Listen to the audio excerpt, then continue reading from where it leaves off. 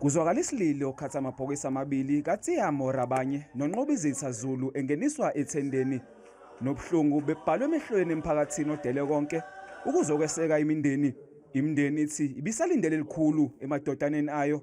The pain masibona ithombe noma engekho. This young man was fearless. You can see emehlweni akho ukuthi he was a soldier. Mhlomong rona jwale ka batho ra utlwa sello sa hao empa modimo a se utlwa. Uthi igazi lalabafanyana liyazikhulumela njengoba sekuboshwe abasolwa ababili. Ere ha ba ilo bewa le motho ya ba yentseng bobe le yena kene mo tshwanetse a kene teng. Baphelezelwe nangoza kwabo ababefunda nabo esiseko primary school behamsana nothisha babo. Undunankulu esifundazwe ubeseshayela ihlomba amaphoyisa ukubopha ithandane ezisolwa ngokubabulala.